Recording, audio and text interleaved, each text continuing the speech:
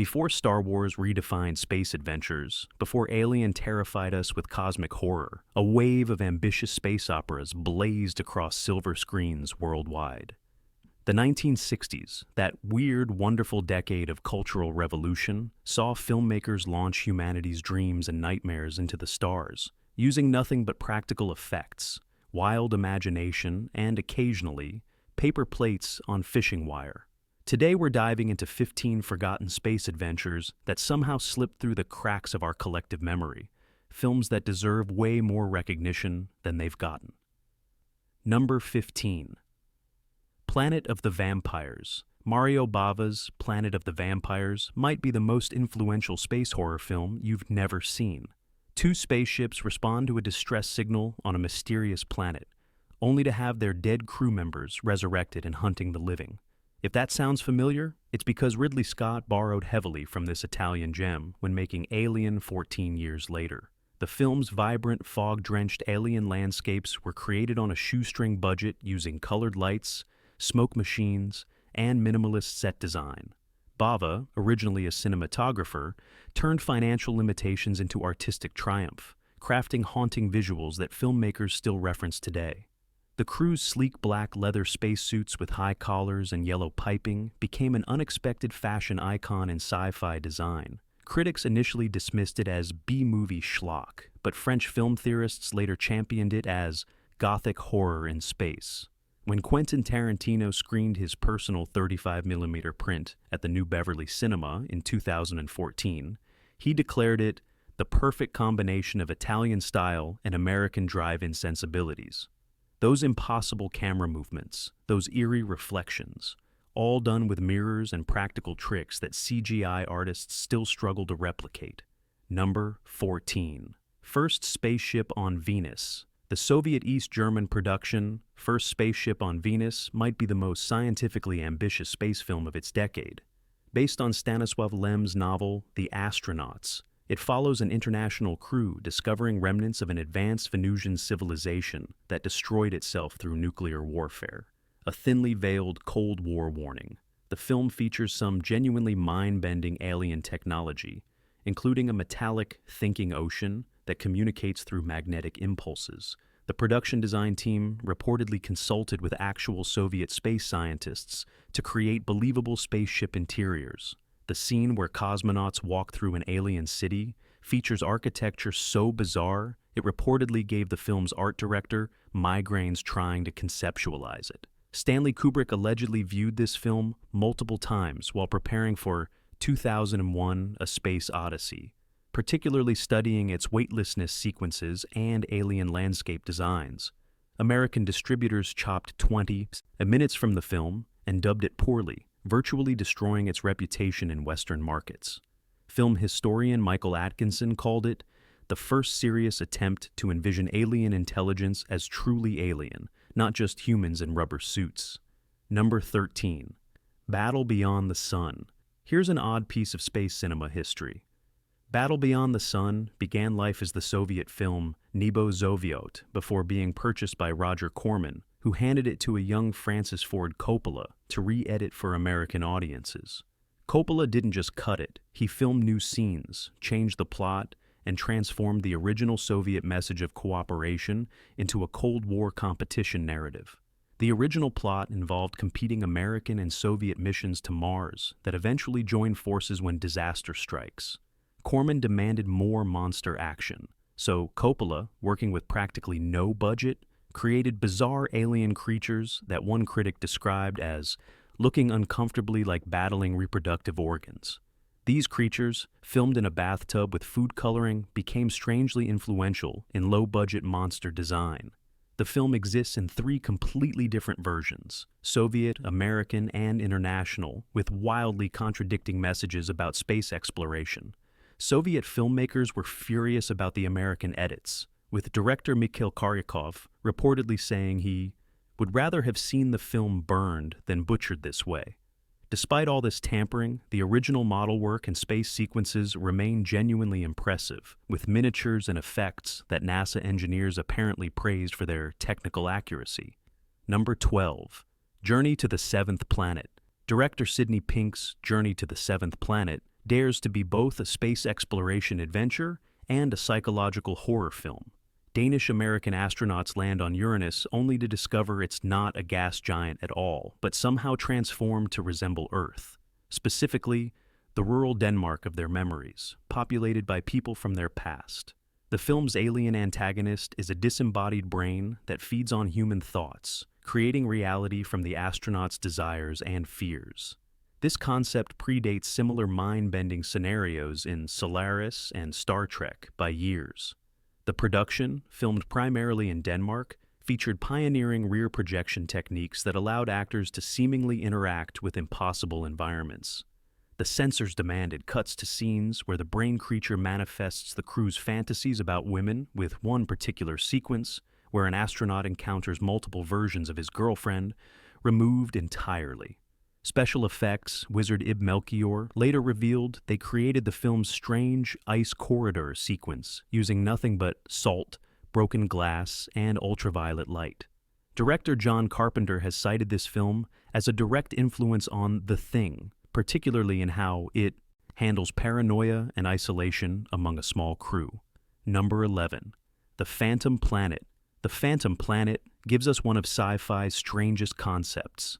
An astronaut lands on a miniature planet and shrinks to match its scale, becoming tiny among an alien civilization who put him on trial for invading their world. It's Gulliver's Travels meets Lost in Space with a dash of courtroom drama. The film features a silent alien woman called Zetha, played by Dolores Faith, who communicates solely through touch telepathy. Faith reportedly spent 3 weeks developing a unique body language for the character, studying mime techniques to convey complex emotions without dialogue. The miniature planet sets were actually repurposed from an unfinished Ray Harryhausen project, with intricate cave systems built at 1/12 scale. Critics savaged the film upon release, with Variety calling it a laughable parade of space opera cliches, but its reputation has grown among cult cinema fans. The space battle sequences, while primitive by today's standards, pioneered some techniques for filming miniature spaceship dogfights that later appeared in Star Trek. Director William Marshall actually commissioned 3 different musical scores, unhappy with each attempt to sonically capture the feeling of space, before settling on a theremin-heavy soundtrack that's now considered a classic of early electronic film music. Number 10. Robinson Crusoe on Mars. Byron Haskin's Robinson Crusoe on Mars might be the most scientifically ambitious Mars film until The Martian came along 51 years later. This creative adaptation of Defoe's classic novel strands astronaut Kit Draper on the Red Planet with only a monkey for company, until he discovers an escaped alien slave. The filmmakers consulted with NASA scientists to create a believable Martian landscape, filming in Death Valley with color filters to create the red atmosphere. The oxygen-generating rocks Draper discovers were based on actual theories about potential Martian minerals. The spacesuits worn in the film were so meticulously designed that NASA reportedly borrowed elements for their own prototype Mars mission gear. The film bombed at the box office, released the same weekend as the more lighthearted The First Men in the Moon. Sci-Fi author Ray Bradbury, however, championed it as the first genuine Mars we've seen on film, while influential critic Andrew Sarris called it a milestone in the visualization of alien environments. Director Haskin, who previously directed War of the Worlds, considered this his masterpiece, and reportedly wept when told the film was being pulled from theaters after just 2 weeks. Number 9. Queen of Blood. Before Species or Under the Skin, there was Queen of Blood, featuring Florence Marley as a green-skinned, vampiric alien queen who seduces and drains astronauts of their blood. This exploitation gem from producer Roger, Corman repurposed footage from 2 lavish Soviet sci-fi films, combining it with new material featuring a young Dennis Hopper and Basil Rathbone.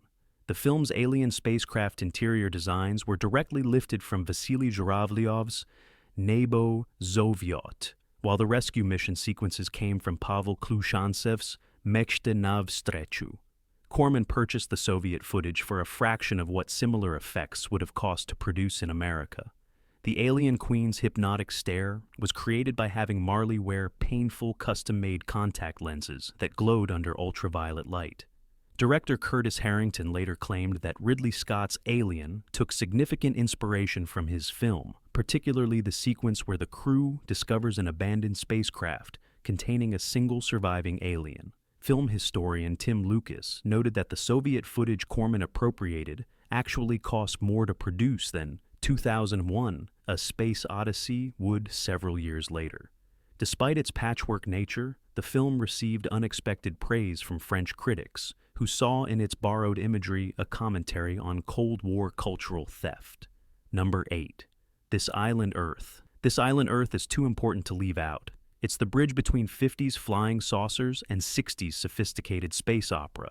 Scientists receive mysterious electronic components that turn out to be a test from advanced aliens selecting Earth's brightest minds to help save their war-torn planet Metaluna. The film features some of the most lavish special effects of its era, with Metaluna's destruction sequence costing nearly a quarter of the film's budget. The design of the Metalunans, with their enlarged foreheads and white hair, became an instantly recognizable alien archetype. The insect-like Zagans, with their exposed brains and claws, terrified a generation of children and influenced creature design for decades. Despite being a critical and commercial success upon release, the film suffered the indignity of being mercilessly mocked in Mystery Science Theater 3000: The Movie in 1996. Director Joseph Newman was so protective of the film's serious tone that he fired an actor for laughing during the filming of a scene with the Zagans. Steven Spielberg has cited the sequence where the spaceship flies over Earth, revealing the planet's curvature, as a direct inspiration for similar shots in Close Encounters of the Third Kind. Number 7. The Silent Star. The Silent Star, also known as First Spaceship on Venus in some markets, was an East German-Polish production that gave us one of cinema's most beautiful rocket launch sequences. Based on Stanisław Lem's novel, The Astronauts, it follows an international crew investigating a mysterious artifact from Venus. The film's spaceship, the Cosmostrator, features a stunning double-ring design that influenced spacecraft aesthetics for years. When the crew reaches Venus, they discover an extinct civilization that destroyed itself through nuclear warfare, a heavy-handed but effective Cold War metaphor. The alien technology visualizations, particularly the thinking ocean of metallic liquid, were created through a combination of mercury, ferrofluid experiments, and polarized light techniques. East German authorities nearly banned the film for depicting American and Soviet scientists working together peacefully, contrary to official propaganda.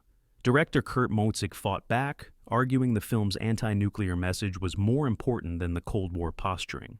Stanley Kubrick reportedly screened this film multiple times during pre-production of 2001, studying its weightlessness effects and alien landscape designs. In the Soviet bloc, the film was seen by over 130 million viewers, making it one of the most watched science fiction films in history. Number 6. The Day Mars Invaded Earth. The Day Mars Invaded Earth takes the body-snatching premise into space opera territory, as Martian energy beings replace a NASA scientist and his family with perfect duplicates after the first Mars probe disturbs their civilization. Shot entirely at the iconic Greystone Mansion in Beverly Hills, the film creates disorienting dread through architectural space rather than special effects. The film's most shocking sequence shows the human duplicates being destroyed, disintegrating into ash outlines reminiscent of Hiroshima shadows, a visual that censors surprisingly allowed to remain. Director Maury Dexter completed principal photography in just 6 days on a budget of $85,000, using creative camera techniques to suggest alien presence rather than showing it directly. Critics largely ignored the film upon release, though it developed a cult following through television broadcasts. Horror director John Carpenter has cited it as a direct influence on Halloween, particularly in its use of tracking shots through seemingly normal suburban settings to create mounting dread.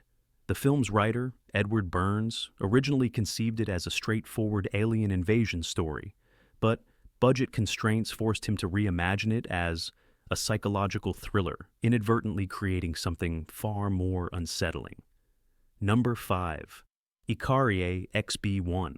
Czechoslovakia's Ikarie XB-1 might be the most influential space film you've never seen.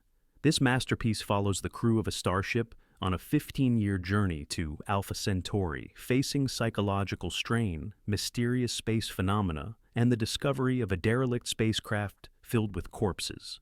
Stanley Kubrick reportedly studied this film extensively before making 2001, borrowing its sterile white spaceship interiors, electronic score, and philosophical approach to space exploration.